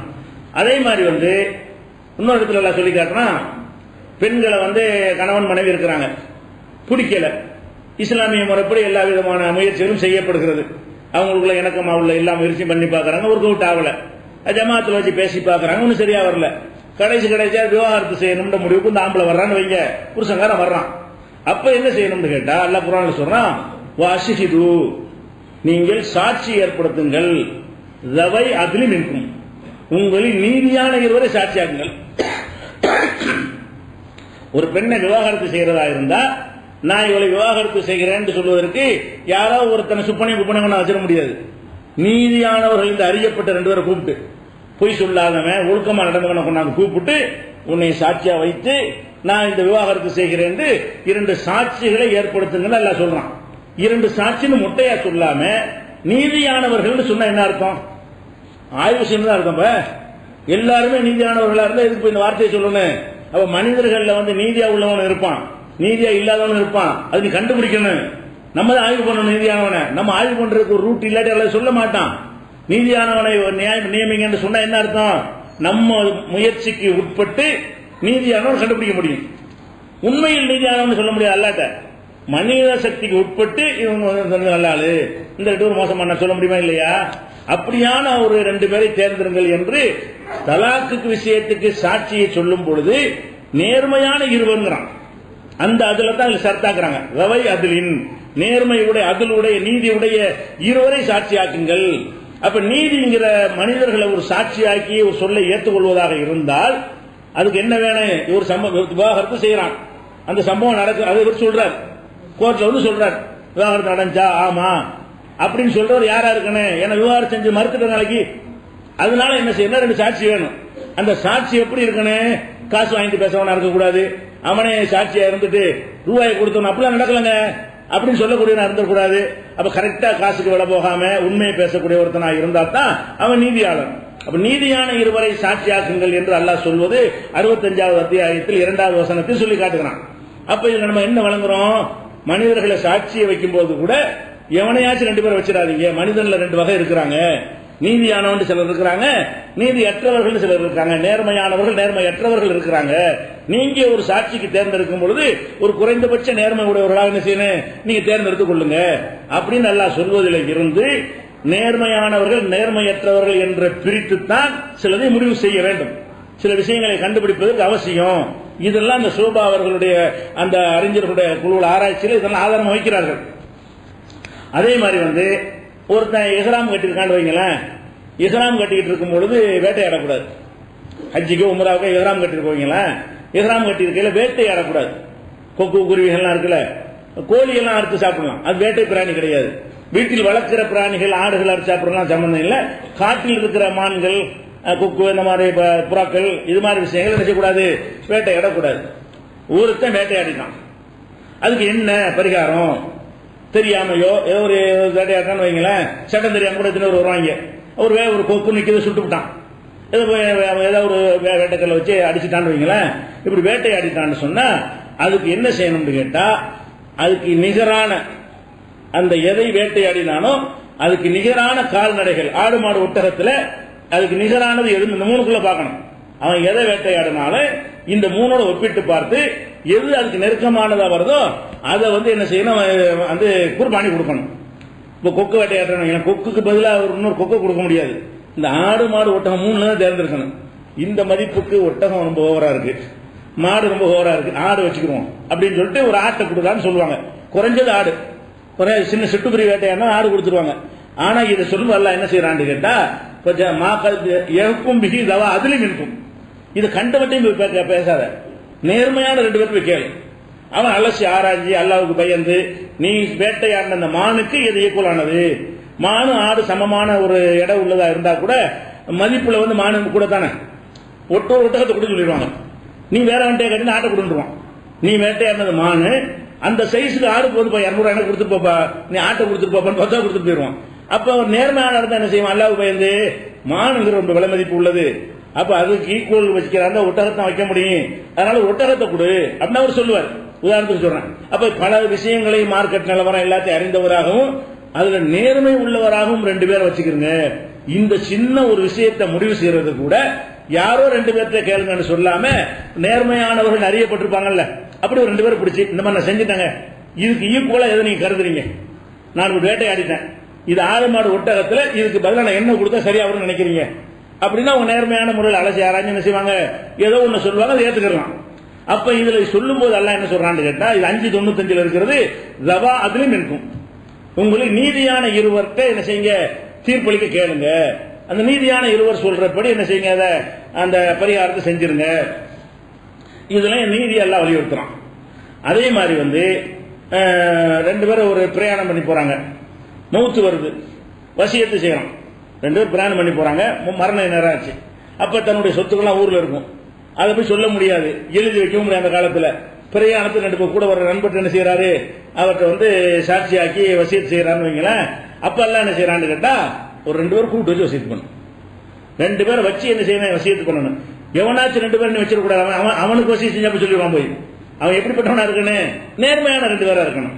அல்ல அதையும் சொல்றான், வசியத்து செய்யறதா இருந்தா பிரயாணத்துக்கு போய் இதா ஹலர்த்தும் இதா ஹலர் அகதுக்கும் மௌத் உங்களுக்கு நெருங்கும் பொழுது ஹீனல் வசியத்தை செய்யும் பொழுது இஸ்னானி தவா அதிலும் இருக்கும், உங்களில் நீதியான இருவர் உங்களுக்கு வந்து சாட்சியா வைத்துக் கொள்ளுங்கள். அப்ப நான் எங்க வாப்பாக்கு இவ்வளவு கொடுத்துருப்பா, அம்மாக்கு இவ்வளவு கொடுத்துரு, எனக்கு மரம் நெருங்கிருச்சு, என் கொண்டாட்டிக்கு இவ்வளவு, இதெல்லாம் வாரிசு உரிமை சட்டத்துக்கு முன்னாடி அது ஒரு விஷயம். இப்ப வசியத்து தேவையில்லை, இவர் முடிஞ்சொல்லா போனாலும் மார்க்கப்படி பிரிச்சுக்கிறாங்க. இவர் ஒன்றும் வசியம் செஞ்சு அவசியம் கிடையாது, மாத்தப்பட்டுருச்சு. ஆனா இதுதான் வசியத்து மாத்தப்படுச்சே தவிர இதுக்கு நியமிக்கிறாள் 2 நீதியா இருக்கணும், அது மாத்தப்படல. எந்த ஒரு விஷயத்து நீதியான 2 பேர் வேணும். அப்ப அல்ல என்ன சொல்றான்னு கேட்டா, தவாத்திலும் இருக்கும், நீதியா இருக்கிற 2 பேர் உண்டு. அல்ல இதுக்கே சொல்றான், ஒருத்தன் சேர்த்து அர்த்தம் எடுத்துடக்கூடாது, பொய் சொல்லிடக்கூடாது, ஏமாத்திடக்கூடாது. அப்ப நீதியா இருக்கணும் என்கிற ஒரு கான்செப்ட் குர்ஆன்ல இருக்கிறது. நீதி அடிப்படையில் தான் மனிதர்களுடைய சொற்களை நம்ம ஏற்றுக்கொள்ள முடியும். நீதியற்றவர்களாக இருந்தால் அந்த சொற்களை ஏற்றுக்கொள்றதுக்கு தகுதியற்றது அப்படிங்கிற ஒரு அடிப்படையில் என்ன செய்யறாங்க, அது சொல்லி காட்டுறாங்க. அது மாதிரி என்ன செய்யறாங்கன்னு கேட்டா, சுலைமான் நபி பாருங்களேன், சுலைமான் நபி வந்து அவர் பறவைகள்லாம் பேசும், எப்படிலாம் ஆய்வு பண்றாங்கன்னு பாருங்க, நம்ம கூட தோணாது. ஆராய்ச்சிங்கிற பேர்ல நுணுக்கமா பண்றாங்க. அல்லாஹ்வுடைய அந்த வஹியை கண்டுபிடிக்கிறதுக்காக வேண்டி நம்ம இப்படி ஆட்களை எடை போடுற சரிதானா, நமக்கு தேவைதானா, இது இல்ல சொல்ல நம்பிட்டு போடுமான்னு இருந்துடலாம்ல. அவங்க ஆராய்ச்சி பண்றாங்க. அப்ப சுலைமான் நபிகிட்ட பறவைகள்லாம் பேசும், எறும்புகள்லாம் பேசும். அவருக்கு மட்டும் அல்லாஹ் கொடுத்த ஒரு சிறப்பு, தாவூத் நபிக்கு வாப்பாவுக்கும் கொடுத்திருந்தான்ல. அப்ப சுலைமான் நபியை பத்தி அவங்களுக்கு ஹுதுஹுதுன்னு ஒரு பறவை வந்து என்ன செய்யும்னா ஒரு செய்தியை சொல்லும். என்ன செய்தி, இந்த மாதிரி பக்கத்து நாட்டுல ஒரு ராணி இருக்கிறா, அவளுக்கு எல்லாரும் சைதா செய்யறாங்க, பெரிய அரசு, பெரிய சிம்மாசனம், பயங்கர ஒரு டாம்பிகமா அந்த அம்மா வாழ்ந்துட்டு இருக்கிறாங்க, அப்படி எப்படின்னு சொல்லிட்டு என்ன செய்ய அந்த ஹுதுஹுதுங்கிற பறவை வந்து சுலைமான் நபிகிட்ட சொல்லும். சொன்னவன் அவர் என்ன செய்வார்னு கேட்டா, நீ சொல்ற எப்படி நம்புற, அதிசயமா பறவை பேசுற வரைக்கும் நல்லா கத்து கொடுத்துருக்கான், நம்பிடலாம், அதை கூட நம்ப மாட்டேங்கிறாரு. இல்ல இல்ல, நான் ஒரு தூதருக்கு அனுப்புறேன், அனுப்பி நீ சொல்ற மாதிரி இங்க இருக்குதா, நீ உண்மை சொன்னாயா பொய் சொன்னையான்னு நான் ஆய்வு பண்ணி தான் ஏத்துக்கிறேன், இது கண்டிப்பா ஏத்துக்கணும். நம்ம அதிசயமா ஒரு பறவை பேசுன்னு செய்யலாம், பறவை பேசாது, அது போய் அதுக்கு சொந்த நோக்கம் ஒண்ணு கிடையாது. இவருக்கான சிறப்பா அந்த தகுதியை கொடுத்திருக்கும் போது அது உண்மையை தான் பேசும்னு சொல்லலாம். அதுலயும் அவர் என்ன சொல்றாரு, நமக்கு பாடம் கற்பிக்கிறதுக்காக கூட அல்லாஹ் வந்து என்ன செய்யலாம், அந்த சுலைமான் நபி விட்டு சொல்லியிருக்கலாம். அவர் சொல்றாரு, நங்குரு நாம் கவனிப்போம், ஆய்வு செய்வோம், சதக்த அங்குட்டமினர் காலிவீன், நீ பொய் சொல்கிறாயா அல்லது உண்மை சொல்கிறாயா என்று நான் ஆய்வு செய்வேன். நான் ஒரு தூதர்களை அனுப்பி வைப்பேன். நீ சொல்ற மாதிரி அங்க இருக்கா நான் கண்டறிவேன். உன் சொல்ல கேட்டு நான் முடிவெடுக்க மாட்டேன் அப்படின்னு சுலைமான் நபி சொன்னதாக 27வது அத்தியாயத்தில் 27வது வசனத்தில் இருக்கிறது. ஒரு நபி சொன்ன மார்க்கம் தானே. சுலைமான் நபி சொன்னது அல்லாஹ் குர்ஆன்ல சொல்லிட்டான்னு சொன்னா நம்மளுக்கு அந்த வழிகாட்டுதல் இருக்கு. எந்த நபியுடைய வழிகாட்டுதல் நமக்கு குர்ஆன்ல சொல்லப்பட்டாலும் அதை நம்மள ஏற்று அந்த மாதிரி நம்ம நடக்கணும். ஒரு புது பறவை சொல்லும் போது டவுட்டுக்கு இடமே இல்லை. அதை போய் ஆய்வு செஞ்சா மனுஷனுக்கு அவசியம் இருப்ப. பொய்மையும் கலந்தவன நேர்மையும் அநியாயமும் கலந்த ஒருத்தன் சொல்லும் போது எப்படி ஆய்வு செய்யாம எடுத்துக்கிறது? பறவைகளுக்கு நேர்மை எல்லா நேர்மை மட்டும்தான் அதுக்கு உள்ளது பேசிட்டு போறேன். பொய் அவ்வளவு சொல்ல முடியாது. இவனுக்கு மனுஷன் பகுத்தறிவு கொடுக்கப்பட்டிருக்க காரணத்தினால இதெல்லாம் செய்வான். அவனை எப்படி ஆராயாம இருக்கிறது? இப்படி ஆய்வு பண்றாங்க. பறவை பேசின விஷயத்துக்கு அப்படி அது ஒரு டைப்ல போயிட்டு இருந்தாலும் இவங்க என்ன செய்யறாங்க? ஹதீஸ் கலையில உள்ளவங்க ஆராய்ச்சி பண்ணி நம்ம ஆய்வு செஞ்சுதான் ஏத்துக்கணும். எதா இருந்தாலும் இந்த பறவை சொன்னது உண்மைங்கிறத போய் பார்த்து அறியணும். போய் பார்க்கிற இடத்துல இருந்தாலும் போய் பார்த்துட்டாரு. போய் பார்க்காத இடமா இருந்தா உனக்கு யார் சொன்னா அப்படின்னு கேட்கணும். அப்படி வந்துடும். அதே மாதிரி இன்னொரு விஷயம், இது ஒரு சாச்சா. அப்ப இதுல என்ன விளங்குதுன்னு கேட்டா, நேர்மையாக இருப்பது ஒரு உண்மையை கண்டறிவதற்கான வழி அப்படின்னு இருக்கு. இது அளவுகோலா எடுத்துக்கிட்டாங்க. முதல் ஷரத்து என்ன? ஒரு ஆள் ஹதீஸ் அறிவிக்கிறார், இப்ராஹிம் அறிவிச்சார்னா அவரை பத்தி விசாரிப்பாங்க. அவர் நேர்மையானவர் என்று மக்கள் சொல்லணும். நேர்மையற்றவர்னு சொன்னா தள்ளி விட்டுருவாங்க. நேர்மையானவரா நேர்மையற்றவரான்னு எங்களுக்கு தெரியாதுன்னு சொன்னாலும் தள்ளி விட்டுருவாங்க. அது ரொம்ப மோசமானதுல கொண்டு வச்சு விடுவாங்க. இது பலவீனமான கொண்டு வச்சு விடுவாங்க. அந்த பெரும் பொய்யன்னு சொல்லிட்டாங்கன்னு வைங்க, இட்டுக்கட்டு சேர்த்து விட்டுருவாங்க. அவர் யாருன்னு தெரியும், நீங்க பேர சொல்றீங்க அப்படி ஒரு ஆள்னு கேள்விப்பட்டு இல்லைங்கிறாங்க. இது பலவீனத்தை தள்ளி விட்டுருவாங்க. கடைசியில் சகினாக்க மாட்டாங்க. சரியான செய்தின்னு சொல்றதா இருந்தா சொன்னவன் சரியான ஆளா எங்களுக்கு தெரியணும், தெரிஞ்சாதான் சரியா வரும் என்று இப்படியான ஒரு விதியை உண்டாக்குனாங்க. ஒன்னு நேர்மையா இருக்கணுங்கிறது. ரெண்டாவது, அதாவது சொல்ற செய்திகளை சரியாக உள்வாங்கி புரிந்து கொள்ளுதல் அது இருக்கணும். ஒண்ணு கிடக்க ஒண்ணு புரியுதா? நேர்மையா இருப்பாரு. நம்ம ஒண்ணு சொன்னா வெட்டிட்டு கட்டிட்டு வந்துருவாரு. நல்லது சொல்லுவாங்களோ, நம்ம ஒண்ணு சொன்னா வேற ஒண்ணு செஞ்சு வந்துருவாரு. அப்படி இருந்தாரு வைங்க, சொல்றத புரியாத ஆளா இருந்தாருன்னு சொன்னா அறகுறையா ஏற்கு மாற கூட புரிஞ்சுக்கிறாங்க சில பேர். நம்ம ஒண்ணு சொல்லுவோம், சஹாபாக்களை பின்பற்ற கூடாதுன்னு சொல்லணும். சஹாபாக்களை திட்டினான்னு புரிஞ்சுக்கிறாங்கல்ல. இது மாதிரியான ஆளுக்கு இருக்கிறாங்க. ஒண்ணு கிடக்க ஒண்ணு. அத கரெக்டா செய்திகளை அப்படியே என்ன மாதிரி சொல்லப்படுகிறதோ அது அப்படி உள்வாங்குறவரா இருக்கிறாரா, அவர் இடக்கு முடக்கா செய்யறாளா இருக்கிறாரா, அவருடைய பிரெயின் கரெக்டா இருக்கணும். முதல்ல இதயம் மனம் கரெக்டா இருக்கு, நீதி கரெக்டா இருக்குன்னு. அடுத்து என்ன இருக்கணும்? மூளை குழம்புனவரா இருக்கிறாரா. மூளை குழம்புறது, எதை வேண்டாலும் மறந்துடுறது. மறதி மனுஷனுக்கு வரும். மறதி இல்லாத சஹாபாக்களோ யாருக்கும் மறதி இல்லாத கிடையாது. மறதிங்கிறது மனிதனுக்கு சராசரி ஒண்ணு இருக்குது. ஒரு 10 விஷயம் சொன்னா 1 மறக்கலாம், 2 மறக்கலாம், 9 மறந்தா அதான் மறதிங்கிறது. மறதிங்கிறது எல்லாத்தையும் மறந்து எதிர்த்தாலும் மறந்து போயிடறாங்க வைங்களேன். அந்த மாதிரியான அளவுக்கு ஒரு ஓவர் ஜாஸ்தியா மறக்கிறாள் மறக்குவாங்க. நம்மள மறதி நோய் இருக்கிற தேவை சொல்லுவாங்க. அப்படி சொல்ற நம்மள்ட்ட சொன்னா நமக்கு மறதி இல்லைன்னு அர்த்தமா? எல்லாருக்கும் இருக்குது, கூட இருக்குது. கூட இருந்தா தான் அது ஒரு குறையாக கருதுவோம். மறதிங்கிறது ஒரு சராசரியில இருந்தால் அது மனிதன் அப்படிதான் படைச்சிருக்கிறான். மனிதன் மறதி தான் வழங்குதா. அவளும் நாசி முதல் மனுஷனே மறதி தான். மறந்துட்டு போய் சாப்பிட்டாண்டாள் அப்படின்னு சொல்லி பழமொழி இருக்கு. அப்ப அந்த மாதிரிலாம் இருக்கிற காரணத்தினால மறதி என்பது அந்த மாதிரிலாம் இருக்கிறது குறை இல்லை. அது லிமிட்டை தாண்டிடக்கூடாது. மறதியான ஆள் மக்கள் பேசுற அளவுக்கு எதை சொன்னாலும் மறந்து பாருங்க. அவரு எதை சொன்னாலும் ஒண்ணுக்கு ஒண்ணு தப்பா புரிஞ்சுக்கிடுவாங்க. அப்படின்ற ஒரு ஆளை பத்தி சொல்லப்பட்டால் அவர் ரசூல்லா சொன்னா சொல்றாரு, ரசூல்லா இதுதான் சொன்னாங்களா, இவர் வேற ஒண்ணு புரிஞ்சுக்கிட்டாரா, சொன்னல பாதி விட்டு பாதியை சொல்றாரா, அப்ப சந்தேகம் தருதுல. அப்ப ரசூல்லா சொன்னது அப்படியே சொல்வதற்கான தகுதி ஒருத்தருக்கு எப்ப வரும்னு கேட்டா, உள்ளதை உள்ளபடி புரிந்து சொல்லக்கூடிய திறமை இருக்க வேண்டும். உள்ளபடி புரிந்து கொள்ள வேண்டும், உள்ளபடி சொல்ல வேண்டும். அப்படியான ஒருத்தரா இருக்கணுங்கிறதுனால இரண்டாவது கண்டிஷன் என்ன வைக்கிறாங்கன்னு கேட்டா, லபுத்துன்னு சொன்னா அந்த செய்திகளை சரியான முறையில் பிடித்துக் கொள்ளுதல், அந்த தன்மை இருக்கணும் ஒவ்வொரு அறிவிப்பாளருக்கும். இப்படி இருக்காங்க. அடுத்து என்ன செஞ்சிட்டாங்கன்னு கேட்டா, மூணாவது இத்திசாலு சனது. இதுல சனதுங்கிற அறிவிப்பாளர் தொடரு, அதுக்கு ஒன்றுக்கு ஒன்று சேர்ந்து இருக்கணும். இஸ்மாயில் இப்ராஹிம் அறிவிக்கிறான்னு வைங்களேன். இஸ்மாயில் இப்ராஹிம் பார்த்திருக்கணும், சந்திச்சிருக்கணும். இவருக்கும் அவருக்கு 10 வருஷம் இடைவெளி இருக்குன்னு வைங்க. இவர் மௌத்தா போய் 10 வருஷத்துல அவர் பிறக்கிறான்னு வைங்க. அப்படி ஒரு பேரை சொன்னா இங்க என்னமோ விடுபட்டு இருக்கு, அவர்கிட்ட சொல்லி இருக்க மாட்டாரு. இப்ப நான் கூட சொல்றேன், காந்தி என்ற சொன்னார், சிரிப்பீங்களா இல்லையா? காந்தி ஒன்றை எப்படி சொல்லியிருப்பாரு, அவர் எப்ப மௌத்தா நீ ஒன்றை எப்படி சொல்லியிருப்பாரு, நீ எங்க இருந்த அப்படி சொல்லுவீங்களா இல்லையா? அப்ப ஒருத்தர் என்று சொன்னார்னு சொல்வதாக இருந்தால் அவர் காலத்தில் நான் வாழ்ந்திருக்கணும். வாழ்ந்து பிறந்திருந்தா மட்டும் பத்தாது, அந்த விவரத்தை பேசுகிற பருவத்தில் நான் இருக்க வேண்டும். அது மாத்திரம் பத்தாது, அந்த காலத்தில் இருக்கிறோம். அவர் டெல்லியில் இருக்கிறார், நான் வந்து சென்னையில் இருக்கிறேன். அவர் சென்னைக்கு வந்திருக்கணும், அல்ல நான் டெல்லிக்கு போயிருக்கணும். என் ஊர்ல நான் தொண்டியில் இருக்கேன்னு வைங்களேன், காந்தி தொண்டிக்கு வந்தது இல்லையே, நீ டெல்லிக்கு போனது இல்லையே, உன்ட்ட இப்ப சொன்னான்னு கேட்கலாம். சமகாலத்தில் வாழ்ந்தா கூட மன்மோகன் சிங் நம்ம காலத்துல வாழ்றாரு. ஒரு கிராமத்தில் உட்காந்து சொல்றான், இப்பதான் மன்மோகன் சிங் போயிட்டு வரேன். மன்மோகன் சிங் சொன்னாங்க, எப்பட சொன்னாரு, நீ அந்த ஊருக்கு போனிய போகல, அவர் ஊருக்கு வந்தார வரல, வேற எங்க போய் பார்த்த, ஒரு காலத்தில் இருக்கிறாங்க ஆனா சந்திக்கல. அப்ப என்னெல்லாம் பாக்குறாங்கன்னு கேட்டா, ஒருவர் எனக்கு இன்னார் சொன்னார்னு சொல்றாருல, இன்னார்னு சொல்றாரு நீ சொல்றீல, அவரை இவர் பார்த்தாரா, சந்திச்சாரா, அவர்கிட்ட கேட்டாரா, அவர் காலத்தில் வாழ்ந்தது மட்டும் பத்தாது, அவர் காலத்தில் வாழ்ந்து சந்திப்பதற்கான வாய்ப்பு இருக்கணும். சந்திக்க வாய்ப்பு இல்லாம காலத்தில் வாழ்ந்தார்னு வைங்க, அப்ப எடுத்துக்கொள்ள மாட்டார்கள். இப்படி எல்லா மட்டத்திலும் இருக்கணும். 5 அறிவிப்பாளர் வந்தா இவர் அவரை பார்த்திருக்கணும், அவர் அவரை பார்த்திருக்கணும், அவர் அவரை பார்த்திருக்கணும், அவரை 5 பேர் ஒருத்தர் பார்த்து கேட்டிருக்க வாய்ப்பு இருக்கணும் போது அவங்களுடைய பிறப்புலாம் எடுக்கிறாங்க. ஒரு அறிவிப்பாளர் வந்துட்டான்னா இவர் எந்த வருஷம் பிறக்கிறாரு, எந்த ஊர்ல எத்தனை வருஷம் இருந்தாரு, அவர் எந்த ஊர்ல பிறந்தாரு, எந்த ஊர்ல எத்தனை வருஷம் இருந்தாரு, இதெல்லாம் பாக்குறாங்க.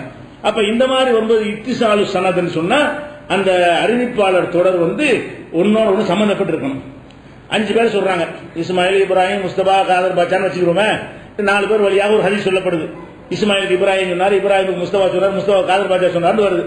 4 பேரும் தேடி பார்க்கிறோம், ரொம்ப நம்பிக்கையான ஆளா இருக்கிறாங்க. ஆனா இப்ராஹிம் இஸ்மாயிலுக்கு 50 வருஷம் இடைவெளி இருக்கு. இப்ப என்னவாச்சு, 4 நாள் நம்பகமா இருந்தாலும் இவர் நம்மகிட்ட கேட்கலையே, நடுவுல யாரை விட்டுருக்கணும், இட்டு கட்டிக்கணும். நடுவுல யாரை நீ விட்டுருப்ப, இல்லைன்னா இட்டு கட்டி சொல்லிருப்ப, 3 பேர் பேரை போட்டு சொல்லியிருப்ப. 2 இருந்தாலும் தள்ளப்படுதும், யாரை விட்டுன்னு தெரியணுமே. இடையில விட்ட ஒரு ஆளு பலவீனமா இருந்தா, இடையில நீ யாரை விட்டி அவர் பொய்யரா இருந்தா அதையும் சொல்லு. இஸ்மாயில் சொன்னார், நீ சொல்ற இஸ்மாயில் நீ பார்த்தது இல்ல, இஸ்மாயிலுக்கு இடையில உனக்கு யாரா சொன்னாங்களா, நீ இஸ்மாயில் பேரை பயன்படுத்தி போய் சொன்னியா? 2 எதுவா இருந்தாலும் பலவீனம் தானே. அப்ப அந்த நீதியானவரா நாங்க பார்க்க வேண்டி இருக்கிறதுனால நடுவுல ஒரு ஆள் விட்டுருக்கு, அவரே நீதியானவரா நாங்க பரிசீலிக்கணும், அவர் யாருன்னு சொல்லு அப்படின்னு கேட்பாங்க. அப்ப அந்த மாதிரி வந்தால் பலவீனமா, ஹதீஸ் பலவீனம்ங்கிறது வந்து நல்லா கவனிக்க. ரசூலுல்லாஹ் சொன்னாங்களா என்பதை எப்படி நம்ம ஆராயிறோம், மனிதன் என்கிற முறையில் எப்படி ஆராய முடியும்? ஒரு செய்தியை சரியா தவறான்னு கண்டுபிடிப்பதற்காக வேண்டி சொன்ன ஆட்களை நம்ம எடை போட்டு அவங்க குறைஞ்சபட்ச உண்மையாளர்களா இருக்கணும், குறைஞ்சபட்ச உண்மையாளர்களா இருந்தா தான் ஏத்துக்கிறோம் அப்படிங்கிற வகையில் என்ன செய்யறாங்கன்னா அந்த ஒரு கண்டிஷனை வைக்கிறாங்க. எது இருக்கணும், நேர்மையா இருக்கணும், லபுத் அதாவது உள்வாங்கி கரெக்டா சொல்லக்கூடிய புரிந்து கொள்ற கெப்பாசிட்டி உள்ளவரா இருக்கணும், ஒருவருக்கு ஒருவர் சந்திப்பு இருக்க வேண்டும். அது போல என்ன இருக்கணும்னு கேட்டா, இன்னொன்னு அதை விட பலமான அறிவிப்புக்கு மாற்றம் இருக்கக்கூடாது. அவர் சொல்றாரு, ஒரு சரியை சொல்றாரு, இவரை விட ஒரு 5 பேர் சொல்றாங்க, இப்படித்தான் மாற்றி சொல்றாங்க. அப்ப இவர் என்னதான் நம்பகமானதா இருந்தாலும் 5 பேர் இதுக்கு மாற்றமா சொல்றாங்கல்ல, சுதுவது இருக்கக்கூடாது. சுதுன்னா என்னன்னு கேட்டா, அதை விட பலமான அறிவிப்புக்கு மாற்றமா இருக்கக்கூடாது. இவர் ஒரு செய்தியை சொல்லுகிறார், இது சம்பந்தமா இந்த செய்தி மட்டும்தான் இருக்கணும்.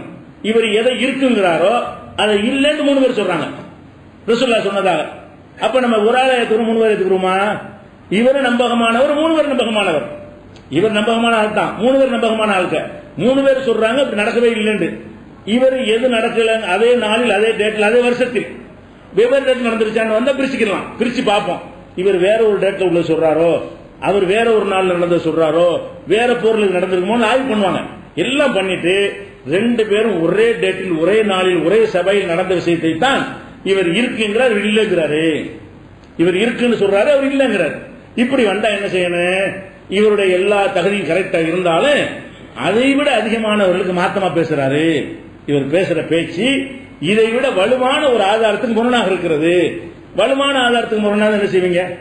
கோர்ட்ல ஒரு கேஸ் நடக்குது, ஒருத்தன் சாதகமா ஒரு சாட்சி சொல்லிட்டான், 9 பேர் எதிராக சாட்சி சொல்றான், எடுத்துக்கிடுவான், 9 பேர் தான் எடுத்துக்கிடுவான். ஒரு ஆள் ஒரு நமக்கு நல்ல ஆளா இருந்தாலும், இதுவரைக்கும் பொய்யே சொன்னதுல இருந்தாலும், இதுவரைக்கும் பொய் சாட்சி சொன்னதுல இருந்தாலும், ஊர் மக்கள் அவர் நற்சான்று கொடுத்தாலும் 9 பேர் சொல்றாங்க அதே மாதிரி நல்லவங்க, இந்த பேர் தான் கொலை செஞ்சாரு. அப்ப அந்த நேரத்தில் நானும் தான் இருந்தேன் இல்லன்னு ஒருத்தர் மறுக்கிறார். அப்படி சொல்லுவாரே, ஆனால் எதை எடுத்துக்கிடுவாங்க உலகத்துல? இதுதான் எடுத்துக்குவாங்க, அதிகமான பேர் தான் எடுத்துக்கிடுவாங்க, அதிகமானதை இல்ல பலமான எடுத்துக்கிடுவாங்க. அப்ப என்னன்னு கேட்டா, இவர் நேர்மையாகவும் இருக்க வேண்டும், உறுதியானவராக இருக்க வேண்டும், சங்கிலி தொடர் அறுந்து போகாம இருக்கணும், அறிவிப்பாளருக்கு மத்தியில சங்கிலி தொடர் இருந்து கொண்டே இருக்கணும். இது எல்லாத்துக்கும் மேல சுதுன்னு சொல்லக்கூடிய சாதுன்னு சொல்லக்கூடிய அவரை விட பலமானதற்கு மாற்றமா இருக்கக்கூடாது. இவர் அறிவித்ததற்கு மாற்றமாக இவரை விட பலமானவர்களோ இவரை விட அதிகமானவர்களோ சொல்லியிருக்க கூடாது. அப்படி சொல்லியிருந்தார்களே ஆனால் அதன் காரணமாக இது பலவீனமாயிரும். அது இருக்கிறதுனால 10 பேர் ஆமாங்கிறாங்கல்ல, இவர் இல்லைங்கிறார்ல, அந்த 10 பேர் ஆமான்னு சொல்ற காரணத்தினால் இது பலவீனமாகிவிடும். இவரை கண்டுக்கிற மாட்டோம், இவர் அதுக்கு தள்ளிட மாட்டோம். இந்த ஹதீஸில் இவர் தள்ளி விட்டுருவோம். அவருடைய எல்லா விஷயம் தள்ள மாட்டோம். ஏதோ ஒரு நல்ல ஆள் தான், ஏதோ ஆபத்தில் ஒன்னோட கேட்டு பார்வல இருக்கு, மனிதனுள்ள வரணும். 9 பேர் சொல்றாங்க, கரெக்டா பார்த்திருக்காங்கல்ல. 9 பேர் சொல்லும் போது இவர் அதே விஷயத்தை மாற்றி சொன்னார்னு சொன்னா அப்படின்னு எடுத்துருவாங்க. அப்ப இதுதான் சஹீஹுடைய கண்டிஷன். இது போக இல்லத்தில் இருக்க இல்லத்துல 5வது விஷயம் நுணுக்கமான குறைபாடு. நுணுக்கமான குறைபாடு கொஞ்சம் விரிவா விளக்கணும், ஒரு நாளைக்கு தனியா சொல்றோம். நுணுக்கமான குறைபாடு இருக்கக்கூடாது. 5 கண்டிஷன் என்னன்னு கேட்டா, அவர் சனது தொடரா இருக்கணும், நேர்மையானவரா இருக்கணும், லபுத்து உள்ளவரா இருக்கணும். லபுத்துனா சொல்வதை அப்படியே கேட்டு அப்படியே புரிந்து கொள்ளக்கூடிய கெப்பாசிட்டி உள்ளவராக இருக்க வேண்டும். அடுத்ததாக அவரை விட பலமானவர்களுக்கு மாற்றமாக அவரை விட வலுவானதற்கு மாற்றமாக இவருடைய அறிவிப்பு இருக்கக்கூடாது. இவர் அறிவிக்கும் அறிவிப்பு இவரை விட பலமானவர்கள் அறிவித்ததற்கு மாற்றமாக இருக்கக்கூடாது. அதுக்கப்புறம் நுணுக்கமான இந்த ஹதீஸ்களை மேதைகள் தான் விளங்கும். இருந்தாலும் முடிஞ்ச அளவுக்கு லேசா அவங்களுக்கு புரியுற மாதிரி தெரிஞ்சு சொல்லுவோம். அப்ப நுணுக்கமான குறைபாடு என்ன செய்யக்கூடாது, இல்லத்து இருக்கக்கூடாது. இப்படி இல்லாம இருக்கிறதா சரியான ஹதீஸ்னு முடிவுக்கு வந்தாங்க. ஏன் இப்படி வர்றாங்கன்னு கேட்டா, இந்த நீதியா இருக்கணுங்கிற ஒரு ஆயத்து அல்லாஹ் கூட குர்ஆன்ல என்ன சொல்றான்னு கேட்டா, ஒரு திருப்தி பண்றதா இருந்தா ஒரு 2 பேரை சாட்சி ஆக்கி கொள்ளுங்கள், கடன் கொடுக்கும் போது 2 பேரை சாட்சி ஆக்கி கொள்ளுங்கள் சொல்லுவோம். அல்லாஹ் என்ன செய்யறான்னு கேட்டா, மிம்மன் தர்லவன மின சுஹதா, சாட்சி எப்படி இருக்க வேண்டும் என்றால் உங்களுக்கு மனம் நிறைவளிக்கிற ஆட்களாக இருக்க வேண்டும், திருப்தி அடையக்கூடிய ஆட்களாக இருக்க வேண்டும் அல்லாஹ் சொல்றான். அப்ப நம்ம எதுல திருப்தி அடைவோம்? 10 பேர் சொல்லி திருப்தி அடைவீங்களா, ஒருத்தர்ல திருப்தி அடைவீங்களா? 10 பேர்லாம் திருப்தி அடைவோம், ஒருத்தர் சொன்னா திருப்தி அடைய மாட்டோம். அதே மாதிரி நினைவாற்றல் எல்லாத்துக்கும் இந்த கண்டிஷன் பொருந்தும். நாம சாட்சியாக கொண்டு வரக்கூடிய ஆள் நாமளே மன நிறைவாக இது கரெக்டான ஒரு ஆள் தான் சொல்ற அளவுக்கு உள்ளதாக இருக்கணும். இப்படிங்கிறதை வைத்துக் கொண்டு இந்த மாதிரி ஆதாரங்களை வைத்து நம்ம என்ன செய்யறோம்னு கேட்டா, அறிவிப்பாளர் இடம் போடத்தான் வேணும். அதே மாதிரி ஹதீஸ்ல குர்ஆனை கொண்டு நிறைய நாட்டியாச்சு. ஹதீஸ்ல ரசூல் ஸல்லல்லாஹு அலைஹி வஸல்லம் சொன்ன ஆதாரபூர்வமான விஷயம் என்ன வருதுன்னு கேட்டா, தாமா இரிபுக்க இலாமாலா இரிபுக்க, உனக்கு சந்தேகம் தர்றதை விட்டுட்டு சந்தேகத்தை தராதுக்கு போயிரு. 2 செய்தி ஒன்று வருது, இது டவுட்ஃபுல்லா இருக்கு, சந்தேகமா இருக்கு, விட்டுரு. எது சந்தேகம் அதை செய்யி. சந்தேகமானதை செய்யாவிட்டால் ஹதீஸ் மறுப்பு இல்லை, நல்லா வழங்கிக்கணும். இதை ரசூலுல்லாஹ் சொல்லியிருக்க மாட்டாங்கன்னு டவுட் வருமையானால் நம்முடைய கடமை என்னன்னா அந்த டவுட்டை செஞ்சு பாவியாயிடக்கூடாது. எனக்கு சந்தேகம் ரசூலுல்லாஹ் சொன்னாங்கன்னு கன்ஃபார்ம் ஆனதான பின்பற்றுவேன். கன்ஃபார்ம் ஆவல, அல்லாஹ் குர்ஆன்ல அப்படிதான் கட்டளை 14வது சூராவுல தப்பு மாலை சிலருக்கு இல்முன், இல்மு இல்லாட்டி பின்பற்றாதுன்னு அல்லாஹ் சொல்றான். இதுக்கு விளக்கமா ரசூலுல்லாஹ் சொல்றாங்க, தாமாவிரி உனக்கு சந்தேகம் தருவதை விட்டு சந்தேகம் தராத செய்தியை பிடிச்சிக்க. அப்ப 4 செய்தி வருது, 2 செய்தி கரெக்டா இருக்குது, 3 டவுட் வருது நமக்கு. இந்த ஆளுக்கு நம்ப முடியாது, பொய்ன்னு சொல்லியிருப்பாங்க. பொய் தான் சொன்னாங்க, நடி சொல்ல தேவையில்லை, பொய்ன்னு சொல்லியிருப்பாங்கன்னா டவுட் ஆகி போச்சுல. அப்ப ரசூல் ஸல்லல்லாஹு அலைஹி வஸல்லம் சொன்னார்களா என்பது உறுதியாகவில்லை. சொல்லியும் இருக்கலாம், சொல்லாமல் இருக்கலாம், சொல்லியும் இருக்கலாம், சொல்லாமல் இருக்கலாம் என்று வந்தால் அது சந்தேகம். விற்று சந்தேகத்தை பேணுதலுக்குன்னு செய்ய சொல்ல ரசூல் ஸல்லல்லாஹு அலைஹி வஸல்லம். உனக்கு சந்தேகம் வந்தா அதையும் செஞ்சுக்க அப்படி சொல்லல. சந்தேகம் வருமையானால் அது விற்று, சந்தேகம் மற்றது எடுத்துக்கொள். அப்ப இந்த மாதிரி ஹதீஸ்ல விட்டுக்கட்டு வாங்கி எல்லாம் சொல்லுவாங்க என்று அறிந்து சொன்ன மாதிரி இருக்குது. என் பேர்ல கூட பல பேர் சொல்லத்தான் செய்வார்கள். நீங்க என்ன செய்யணும், சந்தேகமானதை விட்டு சந்தேகத்துக்கு அப்பாற்பட்டதை எடுத்துக்கொள்ளுங்கள். இப்படி பாக்குறோம். அதே மாதிரி இப்ப கல்யாணம் பண்றதுக்கு பெண்ணை தேர்ந்தெடுக்கணும். 4 தகுதியை ரசூல் ஸல்லல்லாஹு அலைஹி வஸல்லம் சொல்றாங்க. துன்கஹுல் மரத்தில் 40, 4 காரியங்களுக்காக பெண்ணு திருமணம் செய்யப்படுகிறார். அவருடைய காசுக்காக வேண்டி, அழகுக்காக வேண்டி, அவருடைய குலப்பெருமைக்காக வேண்டி, அவருடைய தீனுக்காக வேண்டி திருமணம் செய்யப்படுகிறாள். பல்ஹர் பிதாத்தி தீன், நீ தீனுடைய பெண்ணை எடுத்து நெஞ்சிக்க வெற்றி பெற்றுக் கொள்ளுங்கிறாங்க. அப்ப தீனுடைய பெண்ணை எப்படி நம்ம கண்டுபிடிக்கிறது? நம்ம தேடணும் வழங்குதுல. பெண்களை தேடும் போது கூட என்ன செய்யணும், தீனுடைய பெண் மனிதர்களை பிரிக்க சொல்றாங்க அல்லாவே, ரசூலுல்லாஹ் பிரிக்க சொல்றாங்கல்ல. அப்ப இந்த மாதிரி நல்லவங்க கெட்டவங்க என்று பிரித்து பார்த்து அறிவது அது மார்க்கத்தில் உள்ளதுதான். அதையும் நம்ம பார்க்கிறோம். இது ஒரு ஆதாரம். தேடி ஆய்வு செய்யணும் என்பதற்கு ஆட்களை ஆய்வு செய்ய வேண்டும். அதே மாதிரி ரசூல் ஸல்லல்லாஹு அலைஹி வஸல்லம் சொல்றாங்க, கபாபில் மரி கதிபன் ஐயு ஹதீஸ பி குல்லிமா சமிய, கேட்டதை எல்லாம் அறிவிக்கிறானே அவன் பொய்யன். ரசூலுல்லாஹ் சொல்றாங்க, கேட்டதை அறிவிச்சிடக்கூடாது, ஆய்வு பண்ணி சரியானதை அறிவிக்கணும், தவறான விட்டுணும் இருக்கிறது. அப்ப ரசூல் ஸல்லல்லாஹு அலைஹி வஸல்லம் சொன்னதாக ஒருத்தர் சொன்னவன அவர் போய் 1000 பேர் சொல்லி விட்டுறக்கூடாது. நெல்லு, உனக்கு யார் சொன்னா, நீ யாரு, உங்க அப்பன் பேர் என்ன, எந்த ஊர், அட்ரஸ் சொல்லு, இதெல்லாம் கேட்பாங்க. இப்ப நம்ம கேட்ட மாதிரி நினைப்பாங்க. அப்ப கேட்டாங்க இதெல்லாம் எந்த ஒரு ஹதீஸ் சொன்னாலும் அவர் உள்ளுக்கு எடுத்துன்னு செய்வாங்க. அவரை போய் எடுத்து விசாரிச்சு முடிச்சுட்டு அவருக்கு சொன்னாலும் விசாரிச்சு முடிச்சு அதுக்கப்புறம் ஒரு முடிவு எடுத்து இவர் சொல்றது சரியானதான்னு பதிவு செய்வாங்க. அதுக்கு ஒரு ரெக்கார்டுகளை எங்கெங்கெல்லாம் அவரை பத்தி விசாரிச்சோம் அதுகளையும் பதிவு பண்ணி வச்சிருக்காங்க. அது ஹதீஸ் நூல்ல வராது, ஹதீஸ் கலை நூல்கள்ல அஸ்மாவுர் ரிஜால்ல பார்த்து அதெல்லாம் கிடைக்கும். அப்ப அப்படி எல்லாம் அதையும் பார்க்கணும். அதே மாதிரி ரசூல் ஸல்லல்லாஹு அலைஹி சொல்றாங்க, இன்ன கிதுபன் அலைய லைஸக கிதுபின் அலா அஹதின், என் பேரில் சொல்ற ஒரு பொய் வேறாள் பேர்ல சொல்ற பொய் மாதிரி இல்லை. என் பேர்ல நீங்க பொய் சொல்றீங்க, வேறாள் பேர்ல ரெண்டு ஒண்ணு கிடையாது. ஃபமன் கதப அலைய முத்தாமிதன் பல்லியத்தபவ மகாதஹு மினன் நார், யார் ஒருத்தன் வந்து தன்னுடைய என் மேல பொய் சொல்லுகிறானோ அவன் நரகத்துல பதிவு செய்து கொள்ளட்டும் ரசூலுல்லாஹ் எச்சரிக்கிறாங்க. பொய் சொல்லுவாங்கன்னு வழங்குது. ரசூலுல்லாஹ் பேர்ல பொய் சின்ன விஷயம் கிடையாது. அப்ப பொய்யா இருக்கலாம் நம்ம பரப்புறது டவுட்டா வந்து சொல்லிட்டாரு, அவரை எடை போடல, அவர் சரியா தவறான முடிவுக்கு வரல, அதுக்கு முந்தி பரப்பணும் நானும் பொய்யன் ஆயிடுவேன். கேட்டதையெல்லாம் பரப்பணும் பொய்யன்கிறாங்களா ரசூல் ஸல்லல்லாஹு அலைஹி வஸல்லம் முஸ்லிம்ல 6வது ஹதீஸ்ல அது இருக்கிறது. அதே மாதிரி என் பேர்ல போய் சொன்னால் அது மத்த பொய்ய பேர இல்லைன்னு சொன்னாங்களே அது புகார்ல 1291 ஹதீஸ். இதெல்லாம் பார்க்கும் பொழுது அறிவிப்பாளர்களை ஆய்வு செய்வது என்பது நம்முடைய கடமை. பார்த்துத்தான் ஏற்றுக்கொள்ளணும். அதை வச்சுதான் இன்னும் சொல்ற உலக விஷயத்துக்கு ஆய்வு செய்யறோம்னு கேட்டா தீனுக்கு ஒரு ஆள் கொடுக்கல் வாங்கல இவரை கடன் வாங்கினா சொல்றாங்க, 2 பேரும் சாட்சி சொல்றாங்கன்னா அந்த சாட்சி அவங்க உரசி ஆராய்ச்சி பண்றோம். சாட்சி கரெக்டா இருந்தா நீ கொடுத்துப்பா அவனுக்குங்கிறோம். சாட்சி கரெக்டா இல்லாட்டி நம்ம என்ன செய்யறோம், அது அவனுக்கு இல்லைன்னு தீர்ப்பளிச்சிடறோம். அப்ப துன்யாவுக்கு இப்படி செய்யும்போது ரசூலுல்லாஹ்வுடைய ஒவ்வொரு சொல்லும் அமலாக போகுது, ஒவ்வொரு செயல் அமலாக போகுது, ஒவ்வொன்றையும் கியாமத் வரைக்கும் மக்கள் செயல்படுத்த போறோம். அப்ப எவ்வளவு கவனம் ஆய்வு செய்யணும் என்கிற அடிப்படையில் பார்க்கும்போது இது அதை விட முக்கியத்துவம் பெறுகிறது.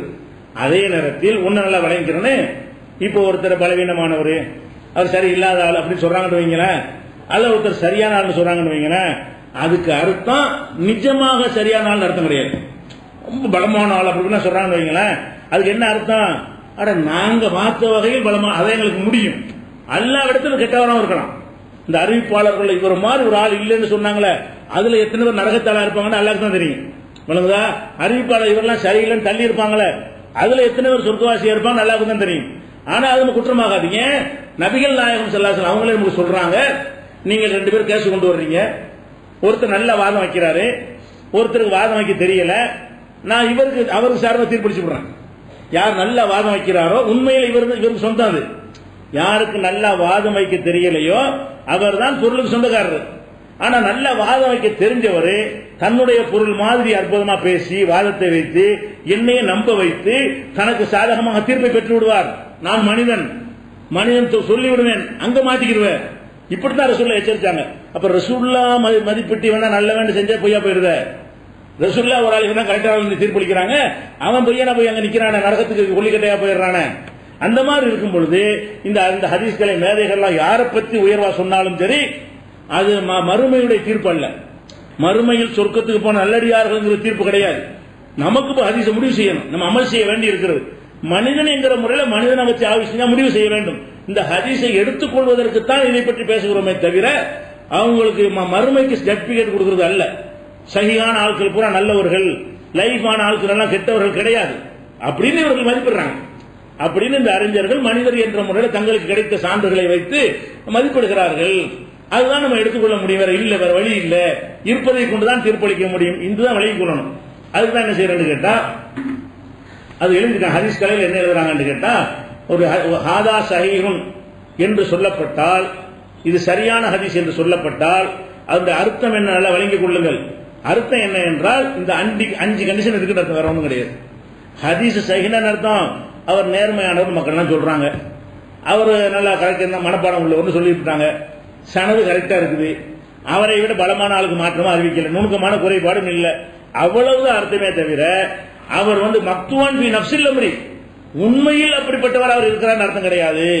ஏதோ எங்களால் ஏந்த ஒரு தீர்ப்பை நாங்கள் சொல்லுகிறோமே தவிர அது மறுமையில் அவரை வைத்து நாங்கள் நல்லவர் என்று சொன்னவர் கெட்டவராக இருக்கலாம், கெட்டவர் என்று சொன்னவர் நல்லவராக இருக்கலாம். நாங்கள் அந்த தீர்ப்புக்கு இதை சொல்லவே இல்லை. நம்மளே ஒரு சாலிகான பொண்ணு கல்யாணம் பண்றோம், கல்யாணம் பண்ணி பார்த்தா வேற மாதிரி தெரியுது. எதுக்காக சாலிகான பொண்ணு முடிவு பண்ணோம், மறுமையில் சொர்க்கத்துக்கு போறதுக்கா, சொர்க்கத்துக்கு போகணும்னு நினைச்சா முடிவு பண்ணோம். நம்ம ஒரு பொண்ணு கொடுக்கறது, பொண்ணு எடுக்கிறதுக்கு என்ன நமக்கு ஏழுமோ அப்படி விசாரிக்கிறோம். ஒரு ஆள் கடையில் வேலைக்கு சேர்க்கிறோம், நல்ல பையன் சொல்லி வேலைக்கு சேர்ப்போம், நல்ல பையனை இருக்க மாட்டான். அப்ப நல்ல பையன் நம்ம நம்பணுமா இல்லையா? நல்ல பையன் ஆய்வு செய்யறோம்ல, அது எதுக்காக செய்யறோம், நம்ம விஷயம் தெரிஞ்சுக்கிறோம். நம்ம விஷயத்துக்கு ஆய்வு செஞ்சு ஒரு நல்ல ஆள் கடையில் வச்சுக்கிறீங்கன்னு சொன்னா தப்பு இல்லை. ஏன் இவர் நல்ல ஆளு சொர்க்கத்துக்கு வரணும் சொல்லல, நல்ல ஆளு உங்க கடையில வச்சுக்கன்னா அதுக்கு நான் அறிஞ்ச வரைக்கும் இவர்கிட்ட பிராடு பித்தலாட்டம் மோசடி இல்லை இந்த அர்த்தம். அப்ப அந்த மாதிரி தான் ஹதீஸ் கலையிலையும் யாரை பத்தி குறை சொன்னாலும் அவங்களோட நரகவாசி என்று பெரிய பாவிகள் கருதுறாதீங்க.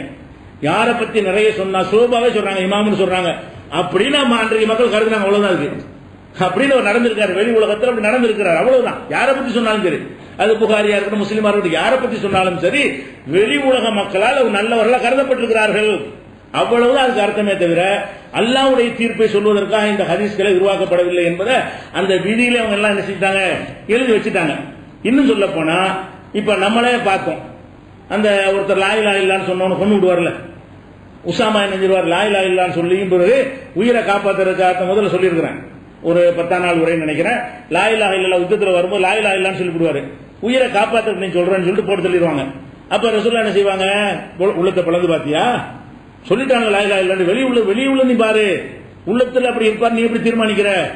அப்ப வெளியில் என்ன அதான் பார்ப்போம், வெளியில் லா இலாஹ இல்லல்லாஹ் சொன்னா முஸ்லீம் போ, வேலையை பார்த்து போ, நம்ம நம்பி தொலை வேண்டியதாக வலியுமே இல்லை. இன்னைக்கு கூட ஒருத்தர் வந்து லா இலாஹ இல்லல்லாஹ் அடிக்கிற கூட வந்திருப்பான், அது உங்களுக்கு வேலை கிடையாது.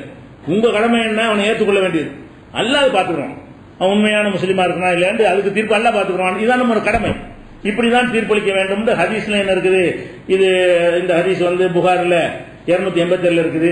அதே மாதிரி ஹாலித் இப்னு வலீத் என்ன செய்வாரு, கொண்டு விடுவார்ல, சபானானு சாபி ஆயிட்டோன்னு அந்த ஹதீஸ் முன்னாடி சொல்லி இருக்கிறோம். அப்ப என்ன செய்வார், கொண்டு விட்டோம்னா ரசூலுல்லாஹ் வந்தோம்னா கண்டிப்பாங்க, அல்லாஹும்ம இன்னி அபுரா இலைக்க மிம்மா ஸனா ஹாலிதுன், இந்த ஹாலிது செஞ்ச செயலை விட்டு அல்லாஹ் நான் விலகி கொண்டேன் அப்படிங்கிறாங்க. ஏன் வெளிப்படையா சொல்லிட்டு பிறகு என்ன கொள்ற நீ, இதான் அர்த்தம் இருக்கு. வெளிப்படையா அவர் சொல்லிட்டார்ல, வந்துட்டோம் நான் தெரிஞ்சிட்டோம் விட்டுட்டோம் சண்டைக்கு வரல இல்ல, அப்புறம் நீ கொலை செய்யற? அப்ப வெளிப்படையாக உள்ளதைத்தான் பார்க்க வேண்டும் என்று ஹதீஸ்லயும் இருக்குது. அதனாலதான் தீர்ப்பளிக்கிறாங்க.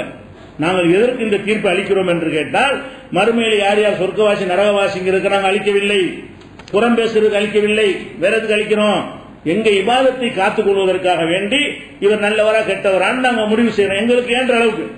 அதன் அடிப்படையில் ஹதீஸ் சரிங்கிறோம். இந்த ஹதீஸ் சரிங்கிறதுக்கு தான் அதை எடுத்துக்கிறோமே தவிர, உன்னுடைய கொடுக்கல் வாங்கலுக்கு தேவைப்பட்ட பொண்ணு கூட கொடுத்துக்க பிரச்சனை இல்லை. லைஃப் ஆனாலும் சொல்ல ஹதீஸ் தள்ளிக்க, உன் பொண்ணை கொண்டு கல்யாணம் பண்ணி கொடுத்துக்க, தப்பு கிடையாது. அது உன் விஷயத்துக்கு நீ எடுக்கிற முடிவு வேற, மார்க்க விஷயத்துக்கு எடுக்கிற முடிவாக இருந்தால் அவர் சொல்ற ஹதீஸை ஏற்றுக்கொள்ளலாமா, அது ஒண்ணுக்கு தான் நாங்க இது சொல்றோம். அவங்க சொன்னதெல்லாம் ஹதீஸ் கலை மேதைகள் சொன்னதெல்லாம் என்ன சொன்னாங்கன்னா, அவர் சொல்ற செய்தியை நம்ம ஏற்றுக்கொள்வதா இல்லையா, இதுதான் அங்க பஞ்சாயத்து.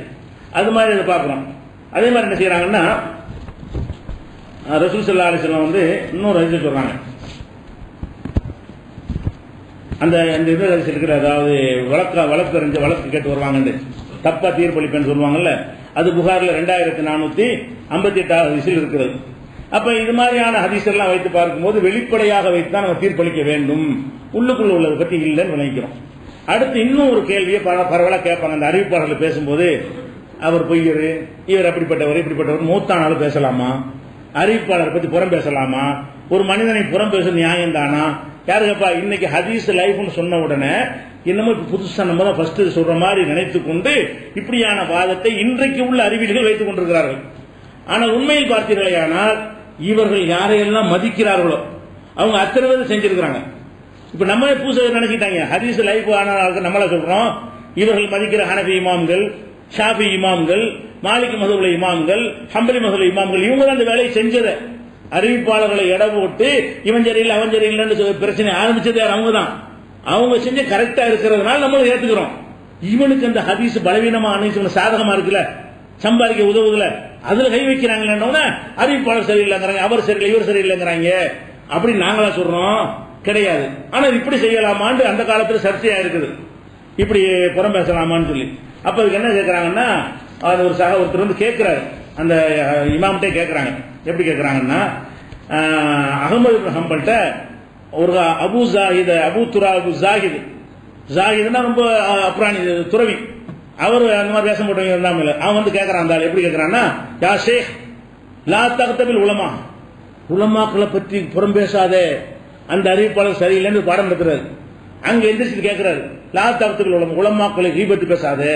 அப்ப அகமது இமாம் சொன்னாங்க, வைஹக்க நாசமா போ, ஹாதா நசீஹத்துன், அட இது நசீஹத்துடா, இது கீபத்தா பண்ற, லைஸ ஹாதா கீபத்தன், இது கீபத்து கிடையாது, இது புறம் கிடையாது, நசீஹத்து நன்மையை நாடுகிறோம், சமுதாய நன்மையை நாடுகிறோம். இது இப்படி அலசுவது ரசூலுல்லாஹ்வுடைய சரியான ஹதீஸை கண்டுபிடிக்கிறதுக்கு நாங்க சொல்றோமே தவிர நாங்கள் புறம் பேசவில்லை என்று நினைச்சிருக்காரு. அவங்க பதில் சொல்லியிருக்கிறாங்க. இன்னொருத்தர் என்ன செய்யறாருன்னா, யஹ்யா இப்னு ஸஈத் வந்து கேட்கிறாரு, நீங்க யாரையெல்லாம் விமர்சனம் பண்ணீங்களோ அவங்க எல்லாம் நாளைக்கு கியாமத் நாள்ல வந்து யா அல்லாஹ் என்ன இந்த ஆள் பேசிவிட்டான்னு உங்களுக்கு எதிராக வழக்கு தொடுத்தால் என்ன ஆகும்? அவர் சரியில்லை, இவர் செய்யலை, இவர் பொய்யரே அப்படின்னு சொல்லியிருக்காரு. இவர் யஹ்யா இப்னு ஸஈத் கத்தான்கிறவர் உஸ்ஸூபாக்கு அடுத்தவர். இவரும் ஹதீஸ் நிலையில விமர்சனம் பண்ணக்கூடிய ஆளா இருந்தாரா? இவர் வந்து கேட்கிறாங்க, எத்தனை பேர் விமர்சனம் பண்ணி தொலைச்சுட்டீங்க, இவங்க எல்லாம் நாளைக்கு மறுமையில வந்து என்னை பத்தி இவர் அவதூறு சொல்லிவிட்டார் ஏதாவது கேச கொடுத்தா உங்க கெதி என்ன ஆகும் அப்படின்னு கேட்கிறாங்க. அவர் என்ன செய்யறாருன்னு கேட்டா, லயக்கூனு ஹுசமாயி அஹப்பு இலைய, இவர்கள் எனக்கு எதிராளிகளாக வந்து நிற்பது எனக்கு பிடிக்கும். எதை விட மின்னன் யக்கூன ஹஸமி ரசூலுல்லாஹி ஸல்லல்லாஹு அலைஹி வஸல்லம், எனக்கு எதிராக ரசூல் வந்து நிற்பதை விட இவர்கள் நிற்பது எனக்கு விருப்பமானது. ரசூலுல்லாஹ் வந்து என்ன செய்வாங்க, யகூலி, என்னை பார்த்து ரசூலுல்லாஹ் கேட்பார்கள், லிம ததுபல் கிதுப அன் ஹதீஸி, என்னுடைய ஹதீஸில் உள்ள அந்த பொய் என்று தெரிந்து ஏன் களை எடுக்கவில்லை என்று ரசூலுல்லாஹ் என்னை கேட்பார்களே, அந்த வழக்கை விட இந்த வழக்கு லேசு போகலே பார்த்துட்டு சொல்லிட்டு பாத்துக்கிறேன். அப்ப இந்த புறம்பான பேசல ரசூலுல்லாஹ்வுடைய ஹதீஸ்னு வரும்போது அவங்க சொல்ல வந்து சரியானது தவறானது களை எடுக்கிற வேலையை நான் செஞ்சால் நீ இவன் புறம் பேசணும் அவனை புறம் பேச ரசூலை பத்தி பார்க்க மாட்டேங்கிற, என்ன கேள்வி கேட்கிற அப்படின்னு யஹ்யா இப்னு ஸஈத் அவர்கள் சொல்றார்கள். அதுபோக இது புறமா ஆகாது என்பதற்கு மார்க்க ஆதாரம் நிறைய இருக்கிறது. அதையும் இன்ஷா அல்லாஹ் பார்ப்போம். இந்த ஹதீஸ்களை சம்பந்தமாக ரொம்ப ட்ரையான நம்ம சொல்ல மாட்டோம், உங்களுக்கு புரிகிற மாதிரி எளிமையான விஷயங்களை மட்டும் சொல்லிய இந்த ஹதீஸ்களையுடைய ஒரு முழுமையான அறிவை இன்ஷா அல்லாஹ் பெற்றுக்கொள்வோம். அது நாளைக்கு பார்க்கலாம். அஸ்ஸலாமு அலைக்கும்.